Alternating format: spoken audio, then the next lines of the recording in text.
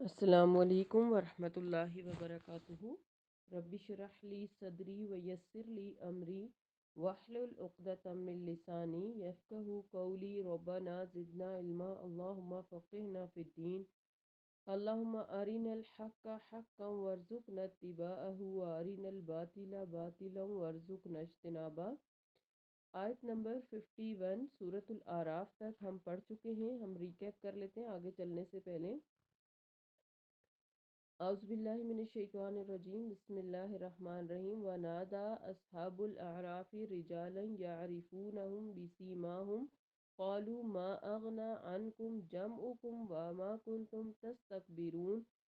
اهؤلاء الذين اقسمتم لا ينالهم الله برحمة ادخلوا الجنة لا خوف عليهم ولا انتم تحزنون۔ یہ اہل اعراف کچھ لوگوں کو ان کی پیشانیوں سے پہچان کر آواز دیں گے کہ آج نہ تمہاری جمعیت تمہارے کچھ کام آئی اور نہ وہ چیزیں جن کے بل پر تم اکڑا کرتے تھے۔ کیا یہ اہل جنت وہی لوگ نہیں جن کے متعلق تم قسم کھا کر کہا کرتے تھے کہ انہیں اللہ اپنی رحمت سے کچھ بھی نہیں دے گا؟ انہیں تو آج یہ کہہ دیا گیا ہے کہ جنت میں داخل ہو جاؤ، تمہیں کوئی خوف نہ ہوگا اور نہ تم غمزدہ ہوگے۔ اور دوزخی اہل جنت کو آواز دیں گے کہ ہم پر بھی کچھ پانی انڈیل دو، اللہ نے جو کچھ تمہیں کھانے کو دیا اس میں سے کچھ گرا دو۔ اہل جنت جواب دیں گے اللہ تعالیٰ نے یہ دونوں چیزیں کافروں پر حرام کر دی ہیں جنہوں نے اپنے دین کو کھیل اور تماشا بنا رکھا تھا اور دین کی دنیا کی زندگی نے انہیں دھوکے میں ڈال رکھا تھا، لہٰذا آج ہم انہیں ایسے ہی بلا دیں گے جیسے انہوں نے اس ملاقات کے دن کو بلا رکھا تھا اور ہماری آیتوں کا انکار کیا کرتے تھے۔ آیت نمبر 52 وَلَقَدْ جِئْنَاهُمْ بِكِتَابٍ فَصَّلْنَاهُ عَلَىٰ عِلْمٍ هُدًى وَرَحْمَةً لِقَوْمٍ يُؤْمِنُونَ۔ ہم ان لوگوں کے پاس ایسی کتاب لائے ہیں جسے ہم نے علم کی بنا پر تفصیل والا بنا دیا۔ یہ کتاب ان لوگوں کے لیے ہدایت اور رحمت ہے اور جو ایمان لاتے ہیں۔ تو کتاب اللہ یعنی قرآن پاک رحمت کیسے ہوئی؟ یعنی ہم نے اپنے علم کی بنا پر یہ بتا دیا کہ نیکوکاروں کا انجام ایسا ہوگا اور بدکاروں کا ایسا۔ روز آخرت بھی یقین ہے اور یقینی بات ہے کہ آئے گا اور ہر عمل کی جزا اور سزا بھی مل کے رہے گی۔ تو بدکاروں پر اس دنیا میں بھی عذاب آتا ہے اور آخرت میں بھی عذاب یقینی آئے گا۔ غرض ہر طرح کی تفصیل اس قرآن پاک میں موجود ہے، مگر اس کتاب سے فائدہ صرف وہی لوگ اٹھاتے ہیں جو اس پر ایمان لاتے ہیں۔ ایمان لاتے ہی ان کی زندگی میں خوشگوار تبدیلیاں شروع ہو جاتی ہیں، ان کے اخلاق سنور جاتے ہیں، وہ دوسروں کو فائدہ پہنچانے اور ان کی بھلائی کی باتیں سوچنے لگتے ہیں، ان کی زندگی انتہائی ذمہ دارانہ زندگی بن جاتی ہے، پھر ان کی آخرت بھی سنور جاتی ہے۔ اس طرح یہ کتاب ان کی دنیاوی زندگی میں بھی ہدایت اور رحمت ثابت ہوتی ہے اور آخرت میں بھی۔ آیت نمبر 52 ہم نے پڑھا، اور اب ہم آیت نمبر 53 دیکھ رہے ہیں کہ هل ينظرون الا تأویلہ یوم یأتی تأویلہ یقول الذین نسوہ من قبل قد جاءت رسل ربنا بالحق فهل لنا من شفعاء فیشفعوا لنا او نرد فنعمل غیر الذی كنا نعمل قد خسروا انفسهم وضل عنهم ما كانوا یفترون۔ یہ لوگ بس اب اس کے انجام کا انتظار کر رہے ہیں جس کا پتہ یہ کتاب دے رہی ہے، یعنی جس دن اس کا انجام سامنے آ جائے گا، اور جن لوگوں نے پہلے کتاب کو بھلا رکھا تھا کہیں گے واقعی ہمارے پاس رسول حق بات لے کر آئے تھے، پھر اب کیا ہمارے لیے کوئی سفارشی ہیں جو ہماری سفارش کرے، یا ہم واپس دنیا میں ہی بھیج دیا جائے تاکہ جو کام ہم کرتے رہے اس کے علاوہ دوسری قسم کے کام کریں۔ ان لوگوں نے اپنے آپ کو خسارے میں ڈال دیا اور جو کچھ بھی وہ باتیں کیا کرتے تھے انہیں کچھ یاد نہیں رہیں گی۔ تو یہاں اہل دوزخ کی دوبارہ دنیا میں آنے کی درخواست کی بات کی جا رہی ہے اور اس کا جواب کیا دیا جائے گا کہ یعنی، اور جو یہاں پر کہا جا رہا ہے اس آیت میں، آیت نمبر 53 میں، کہ یہ لوگ بس اب اس انجام کا انتظار کر رہے ہیں جس دن اس کا انجام سامنے آ جائے گا، یعنی تعویلہ کا لفظ آیا ہے کہ یوم یاتی تعویلہ، جس دن وہ انجام سامنے آ جائے گا۔ تو تعویل سے مراد کسی خبر کا مصداق یا اس کے واقع ہونے کا وقت ہے۔ یہاں مراد قیامت کا واقعہ ہونا ہے، یعنی جب قیامت واقعہ ہو جائے گی تو اس وقت کافر کہیں گے کہ وہ تو بات سچ نکلی جو رسول کہا کرتے تھے، اب کیا کیا جائے؟ اب تو ہمیں یقیناً سزا ملے گی۔ پہلے وہ عذاب سے بچاؤ کے لیے کوئی سفارشی تلاش کریں گے، جب وہ نہیں ملے گا تو دنیا میں دوبارہ آنے اور دوبارہ امتحان دینے کی درخواست کریں گے اور کہیں گے کہ اب کی بار ہم یقیناً اللہ کے فرما بردار بن کر ہی رہیں گے اور یقیناً اس ہم امتحان میں کامیاب اتریں گے۔ اللہ نے اس مقام پر ان کی اس درخواست کا جواب ذکر نہیں فرمایا، تاہم بعض دوسرے مقامات پر انہیں دو طرح کے جواب اللہ تعالیٰ نے دیے۔ ایک یہ کہ جب انہوں نے حقیقت کا مشاہدہ کر لیا اور غیب کے پردے اٹھ گئے ہیں تو پھر اب ایمان کیسا اور فرما برداری کیسی؟ کیونکہ اصل امتحان تو یہ تھا کہ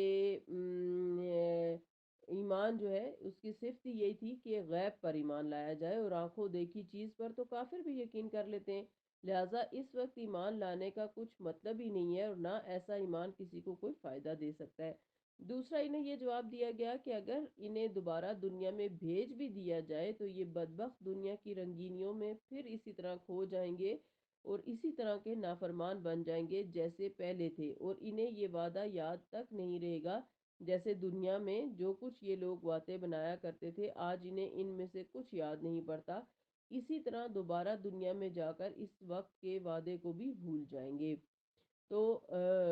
اس آیت سے ہمارے سیکھنے کی بات یہ ہے کہ ہمیں آخرت بنانے کے لیے،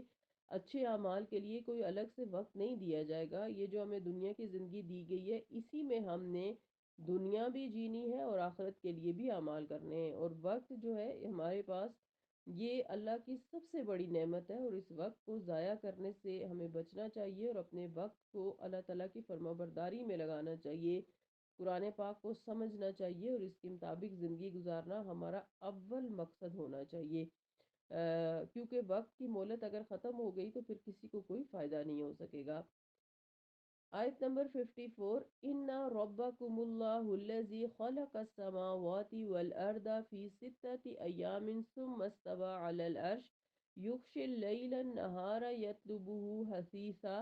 وَالشَّمْسَ وَالْقَمَرَ وَالنُّجُومَ مُسَخَّرَاتٍ بِأَمْرِهِ أَلَا لَهُ الْخَلْقُ وَالْأَمْرُ تَبَارَكَ اللَّهُ رَبُّ الْعَالَمِينَ۔ یقیناً تمہارا پروردگار وہ اللہ ہے جس نے آسمانوں اور زمین کو 6 دن میں پیدا کیا، پھر اپنے عرش پر قرار پکڑا، وہی رات کو دن پر ڈھانک دیتا اور پھر دن رات کے پیچھے دوڑا چلا آتا ہے، اور سورج چاند ستارے سب چیزیں اس اللہ کے حکم کے تابع ہیں۔ یاد رکھو اسی نے پیدا کیا ہے تو حکم بھی اسی کا چلے گا۔ بڑا بابرکت ہے اللہ تعالیٰ جو سارے جہانوں کا پروردگار ہے۔ اس آیت کے اندر اللہ تعالیٰ اپنی قدرت کی نشانیاں گنوا کر احساس دلا رہے ہیں۔ یہاں دن سے مراد ہمارا یہ 24 گھنٹے کا دن نہیں ہے جو سورج سے تعلق رکھتا ہے، کیونکہ یہ سورج تو اس وقت موجود ہی نہیں تھا جب اللہ تعالیٰ نے یہ کائنات بنائی تھی۔ قرآن میں ایک اور مقام پر یوم کی مقدار 1000 سال کا ذکر آیا ہے اور دوسرے مقام پر 50,000 سال کا ذکر بھی آیا ہے، لہٰذا یہاں 6 دن سے 6 دور ادوار ہی مراد لیے جا سکتے ہیں۔ ہم اس کی مزید تفصیل سورہ حامیم سجدہ میں بھی دیکھیں گے، لیکن اس سے مراد 6 دور ہیں۔ اور جو دوسری بات کہی گئی کہ اللہ تعالیٰ نے 6 دنوں میں زمین بنانے کے بعد ثم استوى علی العرش، عرش پر قرار پکڑا، تو استوى علی العرش کا مفہوم قرآن پاک میں جہاں بھی استوى علی کا لفظ آیا ہے اس کے معنی قرار پکڑنا یا جم کر بیٹھنا، لیکن بعض عقل پرست فرقے جن میں جہمیہ اور معتزلہ سیر فہرست ہیں وہ استوى علی العرش کا ترجمہ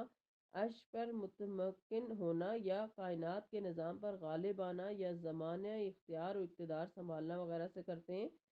استوا کے معنی استولا سے کرتے ہیں، جس کے متعلق امام ابن القیم نے فرمایا یعنی یہودیوں کا کہنا کہ یعنی استوا کے بجائے استولی سمجھنا، دونوں باتیں وحی الہی سے زائد ہیں۔ اصل میں اس سے مراد یہ ہے کہ اللہ تعالیٰ نے قرآن پاک میں فرمایا ہے کہ فلا تضربوا للہ امثال، اللہ تعالیٰ کی مثالیں تم یعنی لہٰذا تم اللہ کے لیے کوئی مثالیں بیان نہ کرو۔ نیز فرمایا لیس کمثلہ شیء، کہ اللہ کی مثل تو کوئی چیز ہو ہی نہیں سکتی۔ تو بس ایک مسلمان کا کام یہ ہے کہ جو کچھ کتاب اور سنت میں مذکور ہے اسے جوں کا توں تسلیم کرے، اسے عقل اور فلسفے کی سان پر چڑھا کر اس کی یعنی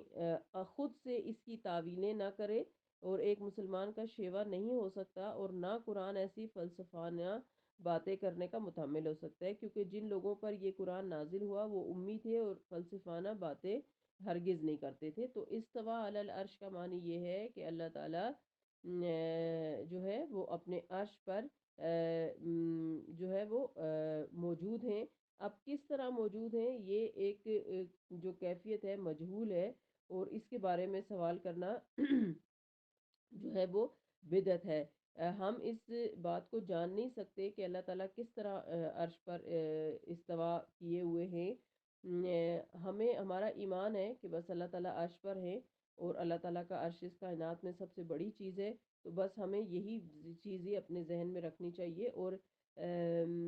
صفات الہی میں بحثیں نہیں کرنی چاہیے، کیونکہ یہ ایک جہالت کی علامت ہے۔ اگلی بات جو اس آیت میں کہی گئی کہ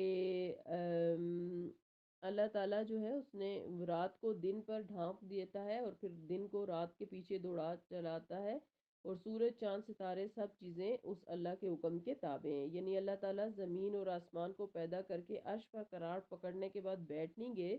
جیسا کہ بعض دوسرے گمراہ فرقوں کا خیال ہے، بلکہ وہ پوری کائنات پر اکیلا کنٹرول کر رہا ہے۔ یہ سورج چاند اور ستارے اس کی مقرر کردہ چال کے مطابق اپنے اپنے کام پر لگے ہوئے ہیں، اور اس کے حکم سے سر منہ ادھر ادھر نہیں کر سکتے، اور کائنات میں جو کچھ بھی تصرفات اور حوادث یعنی حادثات وغیرہ رونما ہوتے رہتے ہیں سب اسی کے حکم اور اسی کی قدرت سے واقع ہوتے ہیں۔ پھر فرمایا کہ الا لہ الخلق والامر، یاد رکھو اسی نے پیدا کیا تو حکم بھی اسی کا چلے گا،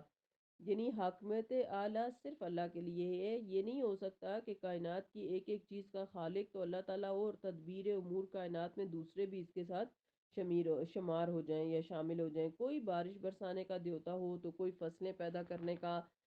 کوئی دوسرا مال و دولت عطا کرنے والا ہو۔ جو چیزیں خود اللہ تعالیٰ کے فرمان کے آگے بے بس اور مجبور ہیں وہ دوسری چیزوں پر کیا حکم چلا سکتی ہیں؟ تو انسانی زندگی پر کیسے کوئی اثر انداز ہو سکتا ہے سوائے اللہ کے؟ مالک ہی یہ حق رکھتا ہے کہ اپنی کائنات کی چیز میں جیسے چاہے تصرف کرے، اور وہ چیز اسی کے ہر چیز اسی کے تابع ہے۔ اگرچہ ربط مضمون کے لحاظ سے یہاں ستارہ پرستی کا رد مقصود ہے، تاہم اس جملے کا حکم عام ہے، یعنی اس دنیا میں انسانوں پر اللہ کے حکم کے سوا کسی دوسرے کا حکم چلنے کی وجہ ہی نہیں ہے۔ انسان اللہ کی مخلوق ہیں اور اسی کا عطا کردہ رزق کھاتے ہیں، لہٰذا یہاں نہ حاکم کو اختیار ہے کہ وہ اللہ کے حکم کے خلاف کوئی حکم دے، اور نہ عام انسان کو چاہیے کہ وہ اللہ کے حکم کے سوا کسی دوسرے کا حکم مانے۔ جیسا کہ رسول اللہ صلی اللہ علیہ وسلم نے فرمایا، جس کام میں اللہ کی نافرمانی ہوتی ہو ایسے کام میں کسی مخلوق کی اطاعت کرنی نہیں چاہیے۔ نیز اس آیت کی روح سے نظام خلافت کے سوا باقی سب نظام ہائے سیاست باطل قرار پاتے ہیں جن میں اللہ کے سوا دوسروں کا قانون نافذ ہوتا ہے۔ آخری بات اس آیت میں جو بات کہی گئی، تبارک اللہ رب العالمین، بڑا بابرکت ہے اللہ تعالیٰ جو سارے جہانوں کا پروردگار ہے۔ تو برکت کے مفہوم اور برکت کا مطلب یہ ہے کہ جن متوقع فوائد اور خیر و بلائی کے لیے کوئی چیز پیدا کی گئی ہے وہ پورے کے پورے فوائد اس سے حاصل ہو جائیں۔ یہاں اللہ تعالیٰ کے بابرکت ہونے کا مطلب یہ ہے کہ اللہ تعالیٰ نے کائنات کی کوئی بھی چیز جس مقصد اور خیر و بلائی کے لیے بنائی ہے اس سے پورے کے پورے مقاصد حاصل ہو رہے ہیں، یعنی اللہ تعالیٰ نے ہر چیز کو اس کے مقصد کے لیے پیدا کیا۔ بے مقصد تو کوئی بھی چیز نہیں ہے، با مقصد ہے، اور اپنے مقاصد کو وہ پورا کر رہی ہے۔ ادعوا ربکم تضرعا وخفیا انہ لا یحب المعتدین، اپنے پروردگار کو گڑ گڑاتے ہوئے اور چپکے چپکے پکارو، یقیناً وہ حد سے بڑھنے والوں کو پسند نہیں کرتا۔ اس آیت میں دعا کے آداب سکھائے جا رہے ہیں کہ ایسے ہی ہر چیز کے خالق اور مالک اور بابرکت اللہ تعالیٰ کے سامنے تمہیں اپنی حاجات پیش کرنی چاہیے۔ اسی سے فریاد کرو، اسی کی عبادت کرو، عجز و انکساری کے ساتھ دعا کرو، اور تہہ دل سے اور دل میں کرو، اور دعا میں ریاکاری کا دخل نہ ہو، اور دعا میں حد ادب سے نہیں بڑھنا چاہیے۔ مثلا ایسی چیزوں کی دعا نہ مانگے جو عادتاً یا شرعاً ناممکن ہو یا گناہ ہو، یا کوئی بھی مانگنے والا لغو چیزوں کی طلب نہ کرے، یا ایسے سوال کرے جو اس کی اپنی شان اور حیثیت کے مطابق کے حال نہ ہو۔ مثلا کوئی آدمی یہ کہ یا کوئی اپنے لیے بادشاہ بننے کی دعا کرے کہ بیٹھے بٹھائے بادشاہت مل جائے، تو ایسی دعا کرنا بھی حد سے بڑھنے کے ضمن میں آتا ہے۔ تو دعا جو ہے وہ اللہ تعالیٰ سے گڑ گڑا کر، یعنی اپنے گناہوں کو یاد کر کے فریاد کرتے ہوئے اور چپ کے جو ہے وہ اللہ تعالیٰ سے دعا کرنی چاہیے۔ اگلی آیت میں کہا، آیت 56 میں، وَلَا تُفْسِدُوا فِي الْأَرْضِ بَعْدَ إِصْلَاحِهَا وَادْعُوهُ خَوْفًا وَطَمَعًا إِنَّ رَحْمَتَ اللَّهِ قَرِيبٌ مِّنَ الْمُحْسِنِينَ، اور زمین میں حالات کی درستگی کے بعد ان میں بگاڑ پیدا نہ کرو، اور اللہ کو خوف اور امید سے پکارو، یقیناً اللہ کی رحمت نیک کردار لوگوں سے قریب ہے۔ تو فساد فی الارض کیا ہوتا ہے کہ انسان اللہ کی بندگی چھوڑ کر اپنے نفس کی یا دوسروں کی اطاعت شروع کر دے، اور اللہ کی بتائی ہوئی رائے ہدایت کو چھوڑ کر اپنے اخلاق، معاشیت، سیاست اور تمدن کی عمارت کو ایسے اصول و قوانین پر قائم کرے جو کسی اور کی رہنمائی سے بنے ہوں۔ یہی وہ فساد ہے بنیادی طور پہ جس سے زمین کے انتظام میں خرابی کی بے شمار صورتیں پیدا ہوتی ہیں، اور ایسے پیچیدہ مسائل سامنے آتے ہیں جن کے حل کی کوئی صورت نظر نہیں آتی، اور اگر کوئی حل سوچا بھی جائے تو مسائل سلجھنے کے بجائے مزید پیچیدہ ہوتے چلے جاتے ہیں۔ ضمناً اس آیت سے یہ بھی معلوم ہوتا ہے کہ ابتداً زمین میں اصلاح ہی اصلاح تھی، کیونکہ پہلے بشر آدم علیہ السلام خود نبی تھے، بعد میں شیطانی عناصر نے اس اصلاح میں بگاڑ کی صورتیں پیدا کیں، تو اللہ تعالیٰ نے انبیاء علیہ السلام بھیج کر اس بگاڑ کو ختم کرتا رہا۔ جبکہ انسانی تمدن کی داستان لکھنے والے یہ نظریہ قائم کرتے ہیں کہ انسان ظلمت سے نکل کر بتدریج روشنی میں آیا، اور اس کی زندگی بگاڑ سے شروع ہوئی تو بتدریج سنور ہی رہی ہے۔ قرآن اس نظریے کی پرزور تردید کرتا ہے، کیونکہ اللہ تعالیٰ نے جب اس دنیا کو بنایا تھا تو ہر طرف اصلاح ہی اصلاح تھی۔ دوسرا، معاشرے کی اصلاح کا آغاز توحید ہی سے ہو سکتا ہے، یعنی بگاڑ کو درست کرنے کی واحد صورت یہ ہے کہ اس کی ابتدا توحید سے کی جائے۔ یہی وجہ ہے کہ تمام انبیاء علیہ السلام جو دنیا میں آئے عموماً ان حالات میں آئے کہ معاشرے میں طرح طرح کے بگاڑ پیدا ہو چکے تھے، تو انہوں نے اپنی دعوت کا آغاز توحید ہی سے کیا کہ اللہ کے ساتھ کسی بھی دوسرے کی بندگی سے اجتناب شرط اول قرار دیا۔